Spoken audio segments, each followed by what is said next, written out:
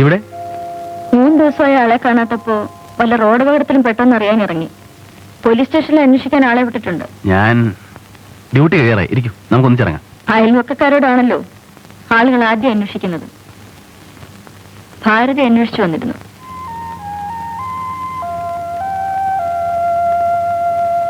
ഞാനിപ്പോ വരാം.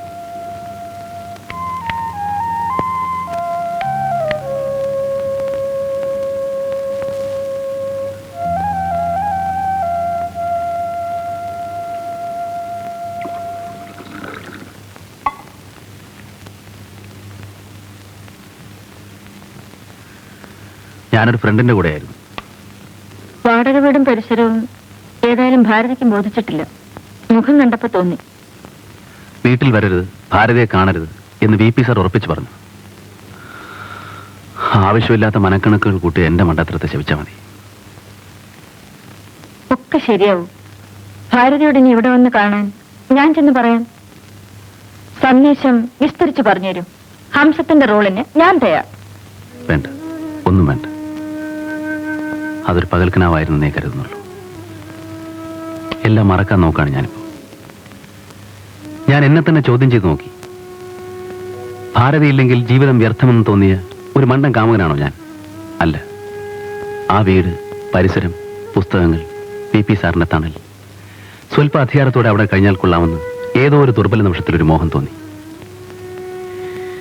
കൊക്കിലൊതുങ്ങുന്നതേ കൊത്താവൂ എന്ന നാടൻ തത്വം ഇപ്പൊ ശരിക്കും പഠിച്ചു. നടക്കട്ടെ. പെണ്ണുങ്ങളുടെ നാടകം കാണാൻ വരുന്നു. ഒരു പാസ് വാങ്ങി വെച്ചിട്ടുണ്ട്. ഇരിക്കും. നാടകം വൈകുന്നേരമല്ലേ, കുറച്ച് കഴിഞ്ഞു പോവാം.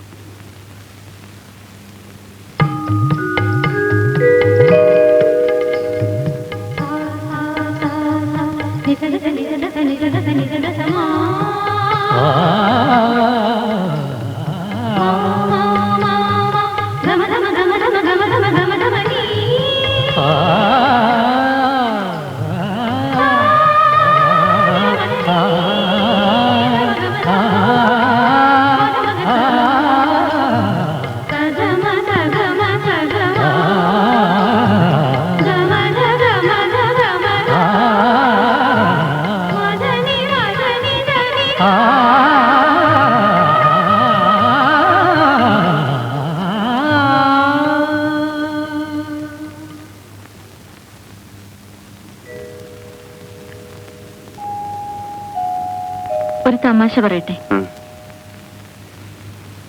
എന്നെ കല്യാണം കഴിച്ചോളൂ.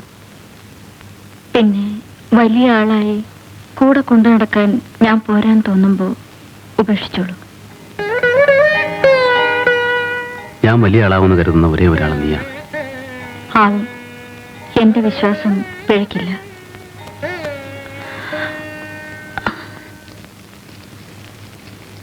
ചേച്ചി വിളിക്കുന്നു. ആര്? ജയിച്ചേട്ടൻ. എവിടേക്ക് പോണത്രേ?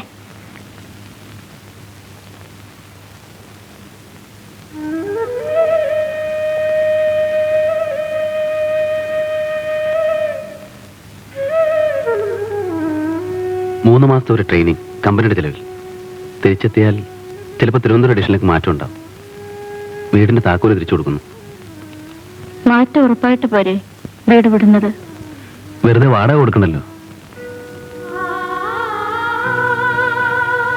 ഞാൻ വരും. വന്നിട്ട് അപ്പം നിശ്ചയിക്കാം. പോയി വരട്ടെ. ഒരു നല്ല അവസരമാണ്.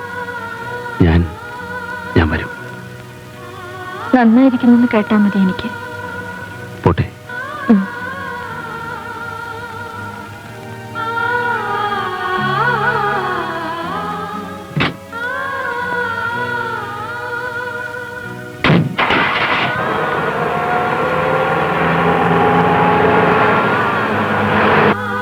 വരില്ല എന്നെനിക്കറിയാം.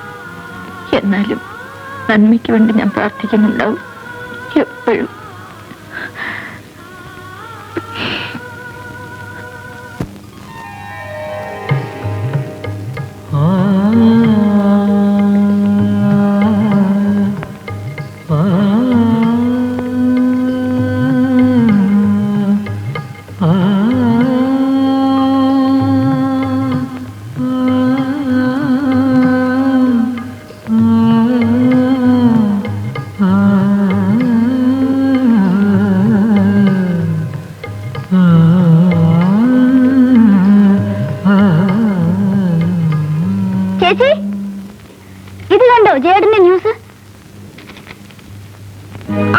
പഠിക്കുന്ന കുട്ടിയല്ലേ ഭാരതി.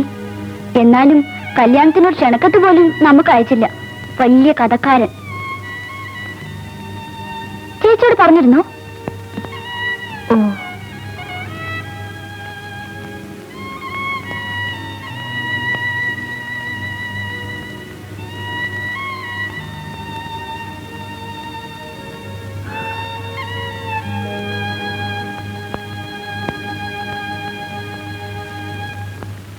Congratulations. Congratulations. പേപ്പർ വേണ്ടേ?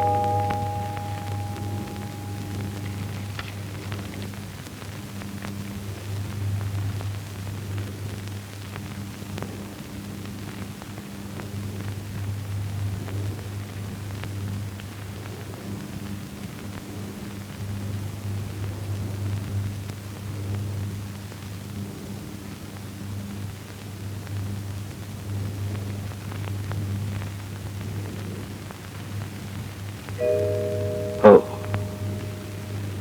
കണ്ടില്ലേ? അന്യരാരും കടക്കണ്ടെന്ന് നേഴ്സ് പറഞ്ഞു. വരൂ, ഞാൻ കൊണ്ടുപോകാം. വേണ്ട, വിവരമറിഞ്ഞാൽ ഒരു സമാധാനം. അപകടഘട്ടം കഴിഞ്ഞു എന്ന് പറയാറായിട്ടില്ല. സാറിനൊരു ഫോൺ.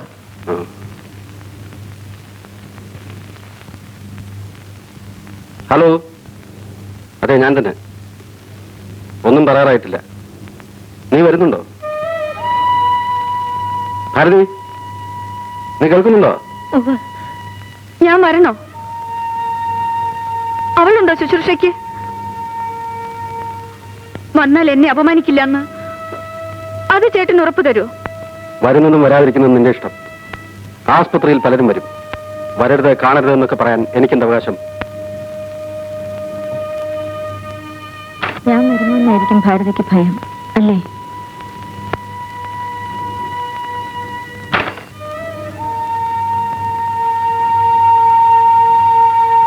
ഇപ്പൊ എങ്ങനെയുണ്ട്? ബോധമുണ്ട്. കുറവുണ്ടെന്ന ചേട്ടന്റെ അഭിപ്രായം. കുട്ടി പോളില്ലേ? നാട്ടുകാരെന്ത് വിചാരിക്കും?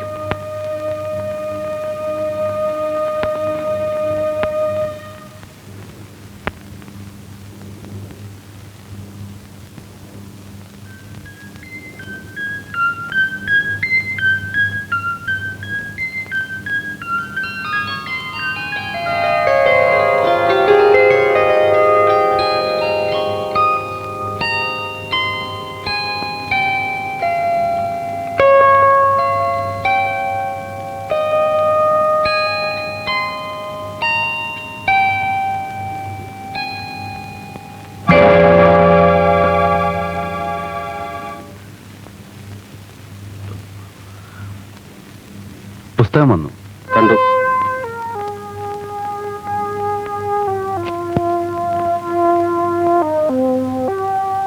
കൃഷ്ണൻ വൈദ്യർ സാറിന്റെ ഒരു കത്തുണ്ടായിരുന്നു. തിലകത്തിന് സീരിയലൈസ് ചെയ്യാൻ ഒരു നോവൽ വേണം. പുതിയതൊന്ന് ഞാൻ വർക്ക് ചെയ്യുന്നുണ്ട്. കുറച്ച് സീരിയസ് ആണ്. അത് നേരിട്ട് പുസ്തകമാക്കുന്നതല്ലേ ഭംഗി. താൻ നിശ്ചയിച്ചാൽ മതി. നൈറ്റ് ഡ്യൂട്ടിയാണ്. ഞാൻ ഇറങ്ങട്ടെ. ജയദേവൻ, സ്വല്പം അംഗീകാരം, ചില്ലറ ആരാധകർ, അപ്പോഴേക്കും സ്വന്തം കാൽക്കീഴിലായി കഴിഞ്ഞു ലോകം എന്ന് തോന്നരുത്. ഉപദേശമല്ല, ഒരു പ്രസ്താവന. ചേട്ടാ, ഞാനങ്ങനെ വിവരക്കേട് കാട്ടില്ല. അടുത്ത ഘട്ടം പ്രേമമാണ്. നാട് മുഴുവൻ ആരാധികമാരും സൗകര്യം കിട്ടുന്നിടത്തൊക്കെ പ്രേമവും വേണമെന്ന് തോന്നും. ആയിക്കോളൂ, ഞാനെതിരല്ല. അത് പക്ഷേ ഇവിടെ വേണ്ട, ഈ പടിക്ക് പുറത്ത്.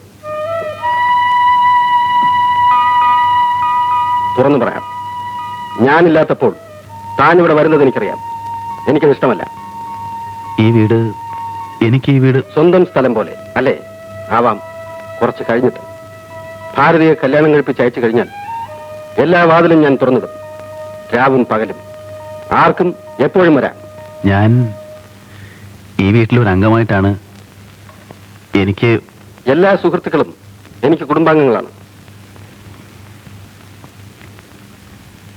സമയമാകുമ്പോൾ പറയാമെന്ന് വെച്ചാണ്. ഞാനും ഭാരതിയും ഞങ്ങൾ തമ്മിൽ ഇഷ്ടമാണ്. കുറച്ചുകൂടെ കഴിഞ്ഞിട്ട് പറയാം. കല്യാണക്കാര്യമൊന്ന് നിശ്ചയിച്ചതായിരുന്നു. ആര് നിശ്ചയിച്ചു? ഭാരതിയും ഞാനും.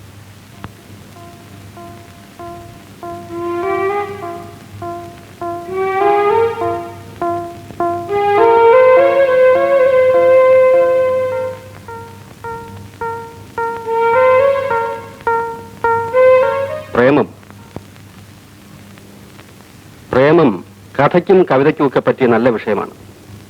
പക്ഷേ ഉപദേശിക്കാൻ എനിക്ക് അർഹത ഇനിയുമുണ്ടെങ്കിൽ ഞാൻ പറയുന്നത് എന്താണെന്നറിയാമോ? കല്യാണവും കുടുംബവും പാടില്ല. ദൈവമോ ജീനുകളുടെ കൂടിച്ചേരലോ എന്തായാലും അത് തന്നെ ഒരു സിദ്ധിയുണ്ടല്ലോ. അകത്ത് സാഹിത്യം. ആരാധിക്കാനും പ്രേമിക്കാനും അത് മാത്രമേ ഉണ്ടാകാൻ പാടുള്ളൂ, അവസാനം വരെ. ജീവിതത്തെക്കാൾ വലുതാണ് കല. പഴയ വചനമാണെങ്കിലും എന്നും സത്യം. പലതിലും എനിക്ക് ചേട്ടന്റെ ഉപദേശം ആവശ്യമാണ്. ഇതിൽ ചേട്ടൻ ക്ഷമിക്കണം. ഇതിൽ മാത്രം വയ്യ.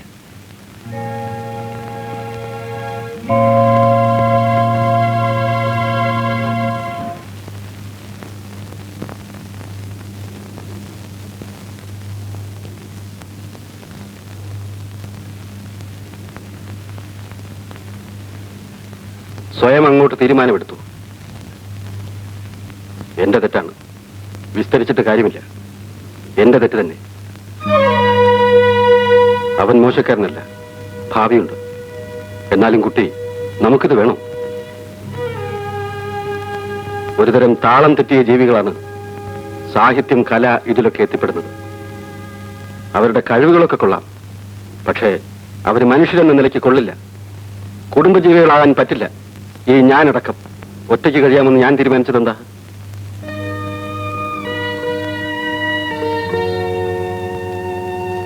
ജയദേവൻ എനിക്കിഷ്ടമാണ്. അത് വേറെ കാര്യം. അതിലും പ്രധാനം നിന്നെ ഒരു സുരക്ഷിത സ്ഥാനത്തെത്തിക്കലാണ്.